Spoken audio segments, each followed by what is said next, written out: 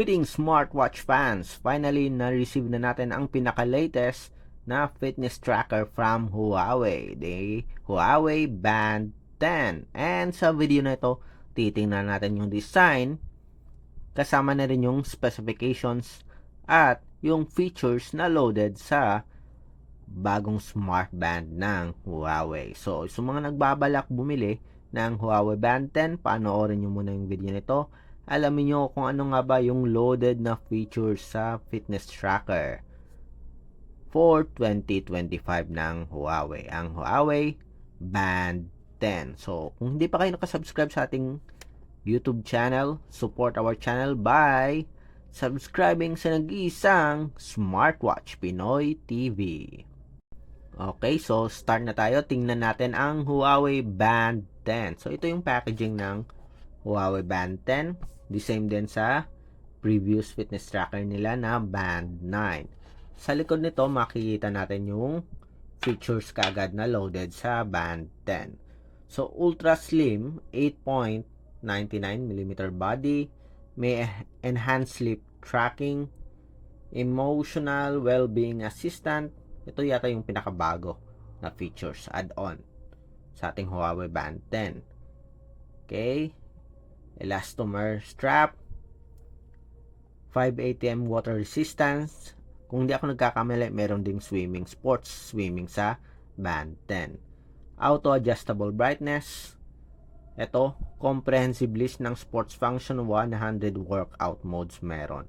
Long battery life and fast charging, at merong at compatible sa Android at iOS. Yung support app, ganun pa rin. Huawei Health app na available sa Android at iOS platform. Pero pag dinownload mo to, parang APK file yata yung pagkaka-install. Titingnan natin. Okay, susubukan natin install. Yung laman ng Huawei Band 9 box, ito, yung fitness tracker, nakasama na yan, nakatouch na yung strap, charging cable, user manual, at merong warranty card. Okay? So, ito yung fitness tracker. So, affordable version to kasi yung pinili natin yung polycarbonate body. Meron silang parang premium yung version na merong alloy. Okay, aluminum alloy yung body frame. So, sa atin, plastic yung body frame. Katulad ng Huawei Band 9. So, lightweight. Merong single physical button dito. So, tingnan nga natin. Okay. So, napakagaan lang. So, 0, tingnan natin, 28.57. To, 50 something, 28 grams. Kasama na yung strap. So, very lightweight and exact sa mga naghahanap ng lightweight na fitness tracker para i-record yung sports activity nila. Okay, so sa thickness naman, so it is around, tingnan natin, so 9 point something. Sa specs page kasi 8.99. So tingnan natin, malapitan. Yes, around 8.9. Okay, yung thickness, hindi kasama yung sa sensor. So sa strap, flexible silicone strap na interchangeable, so pwedeng maalis. Okay, pwedeng palitan ng third party strap or pwede kayong bumili directly mismo sa Google or sa Huawei website. Hindi Google website, sa Huawei website. Okay, so far okay naman yung fitness tracker.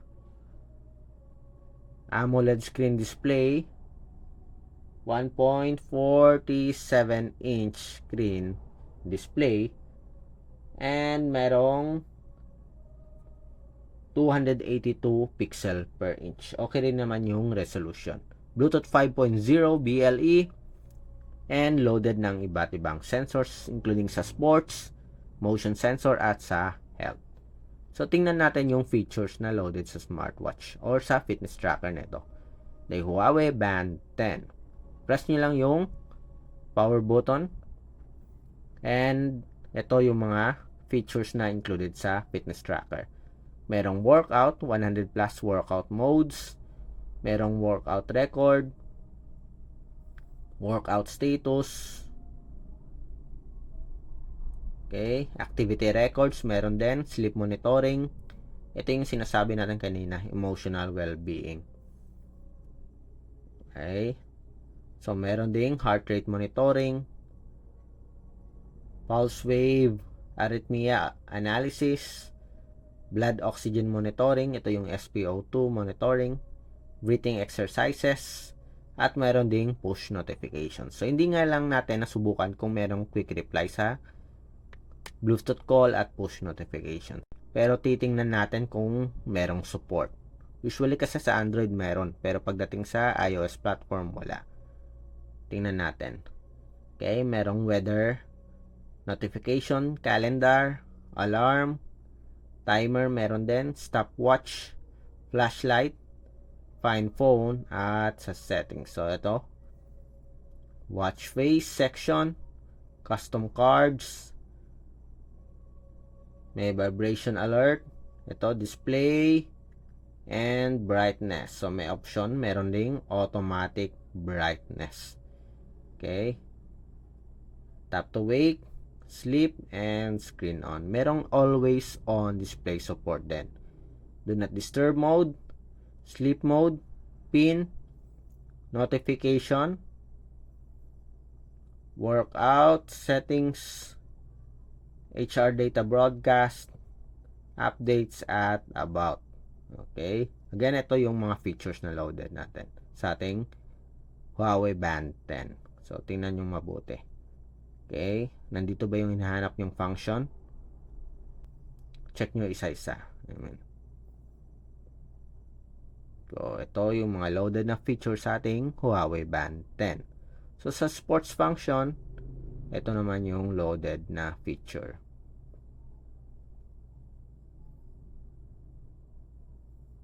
Okay, tingnan nyo isa-isa yung sports. Baka nandito yung hinahanap yung sports. So, pwede ka mag-add other options.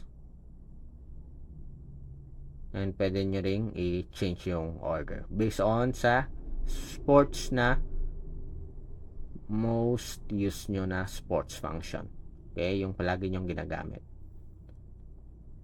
So far, yung sa design, walang pinagkaiba sa Huawei Band 9. Lightweight.